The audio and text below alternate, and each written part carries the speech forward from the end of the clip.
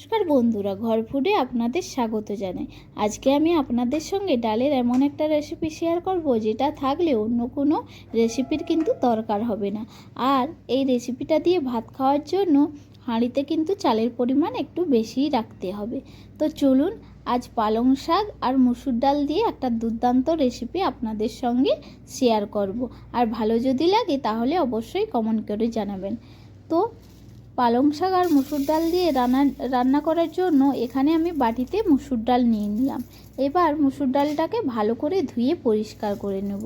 এদিকের মুসুর ডালটা এরকমই একটু বড় বড় সাইজের, আমাদের দেশের মতো ছোট ছোট মুসুর ডাল নয়। তো মুসুর ডালটা ভালো করে পরিষ্কার জল দিয়ে আমি 2-3 বার কিন্তু ধুয়ে নেব ভালো করে।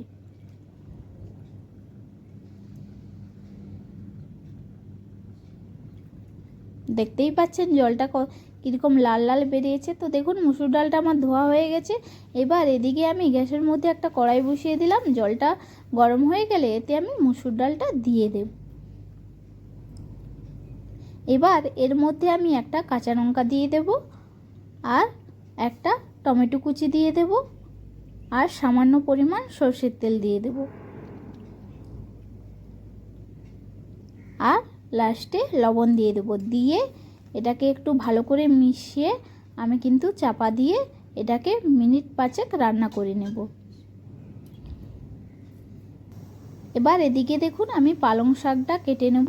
তো এখানে আমি 1 আঁটি পালং শাক নিয়েছি। আর দেখুন পালং শাকের ভিতরে এইসব কালো কালো পাতাগুলো কিন্তু আমি ফেলে দেব।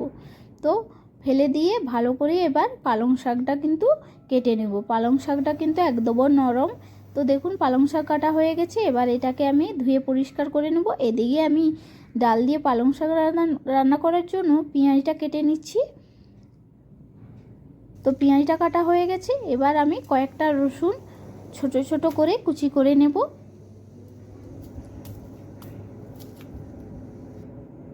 তো রসুনটা একবারে ঝিরিঝিরি করে আমি কেটে নেব।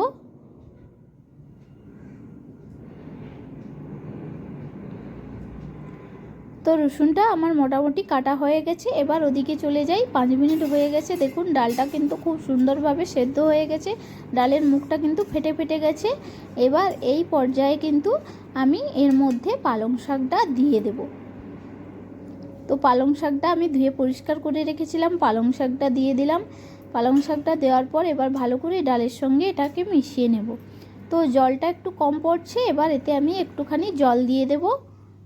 জলটা দিয়ে আবার ভালো করে এটাকে একসাথে মিশিয়ে নেব। নিয়ে এতে আমি অল্প পরিমাণ হলুদ গুঁড়ো দিয়ে দেব। দিয়ে ভালো করে মিশিয়ে নেব। তো পালং শাকটা যেহেতু দিয়েছি আমি, তাই আরও 2 মিনিট আমি এটাকে চাপা দিয়ে কিন্তু রান্না করে নেব, যাতে পালং শাকটা ডালের সাথে ভালোভাবে মিশে যায়। এবার এদিকে চলুন, আমি এখানে কড়াই নিয়ে নিয়েছি। এতে তেলটা গরম হয়ে গেলে একটা সেদ্ধ করে রাখা ডিম আমি এর মধ্যে দিয়ে দিলাম। এবার ডিমের মধ্যে আমি একটুখানি লবণ, একটুখানি হলুদ দিয়ে দিলাম। দিয়ে ভালো করে ডিমটাকে একটু নেড়ে নিলাম। এবার ডিমটাকে কিন্তু আমি খুন্তি দিয়ে ছোট ছোট টুকরো করে নেব। এইভাবে ডিমটা কিন্তু ডাল আর পালং শাকের মধ্যে দিয়ে দিলে কিন্তু টেস্ট দারুণ আসবে। তো ডিমটা ভাজা হয়ে গেছে। এবার ডিমটা আমি তুলে নেব। এবার ওতেই আমি আরও অল্প পরিমাণ সরষের তেল দিয়ে দেবো। তেলটা গরম হয়ে গেলে এবার এতে আমি শুকনো লঙ্কা আর একটা তেজপাতা আর 5 ফোড়ন দিয়ে দেব। দিয়ে ভালো করে এটাকে একসাথে একটু নেড়ে নেব। এবার এতে আমি পেঁয়াজ কুচি একটা দিয়ে দেব। দিয়ে ভালো করে পেঁয়াজটাকে ভেজে নেব। পেঁয়াজটা ভাজা হয়ে গেলে এতে আমি কুচিয়ে রাখা রসুন কুচিগুলো দিয়ে দেব। দিয়ে ভালো করে আমি এটাকে নেড়ে নেব। এবার এতে একটু আদা গ্রেট করে রেখেছিলাম, সেটাও দিয়ে দিলাম। দিয়ে এবার গুঁড়ো মশলা, লঙ্কা গুঁড়ো, শুকনো লঙ্কা গুঁড়ো, আর কাশ্মীরি লাল লঙ্কা গুঁড়ো, আর জিরে গুঁড়ো, আর হলুদ গুঁড়ো দিয়ে দেব।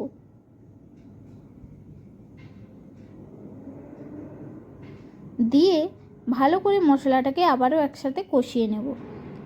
তো দেখুন মশলাটা কিন্তু আমার কষানো হয়ে গেছে।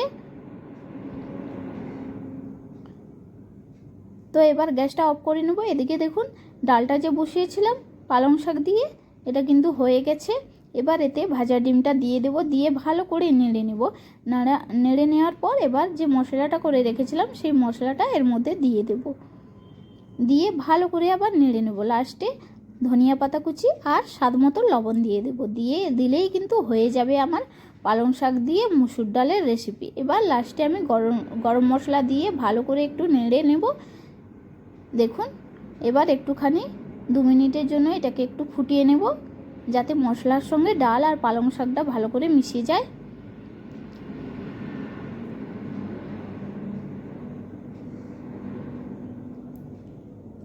তো দেখতেই পাচ্ছেন আমার পালং শাক আর মুসুর ডাল দিয়ে ডালের রেসিপি কিন্তু হয়ে গেছে। এবার এটাকে কিন্তু আমি পরিবেশন করে নেব। তো দেখতেই পাচ্ছেন কতটা সুন্দর লাগছে। এরকম একটা সুন্দর রেসিপি থাকলে কিন্তু আর কিছু দরকার হয় না। এই একটা রেসিপি দিয়েই কিন্তু পুরো ভাতটা খাওয়া হয়ে যাবে। তো বন্ধুরা, আপনারা কিন্তু বাড়িতে এই রেসিপিটা অবশ্যই ট্রাই করবেন। তো দেখুন, গরম গরম ভাতের সঙ্গে রেসিপিটা কিন্তু দারুণ লাগে, কিন্তু ভাত দিয়ে তো পরেই খাবো, তাই গরম গরম আপনাদের একটুখানি টেস্ট করে দেখাচ্ছি। দেখুন, খেতে কিন্তু অসাধারণ হয়েছে, দারুণ হয়েছে। আপনারা কিন্তু একবার রেসিপিটা বন্ধুরা ট্রাই করবেন আর কমেন্ট করে অবশ্যই জানাবেন যে রেসিপিটা আপনাদের কেমন হয়েছে। আর ভালো লাগলে একটা লাইক করবেন আর আমার চ্যানেলটিকে অতি অবশ্যই সাবস্ক্রাইব করবেন। প্লিজ এই রেসিপিটা একবার বাড়িতে বানিয়ে দেখবেন আপনারা কিন্তু ঠকবেন না। রেসিপিটা কিন্তু দারুণ হয়েছে।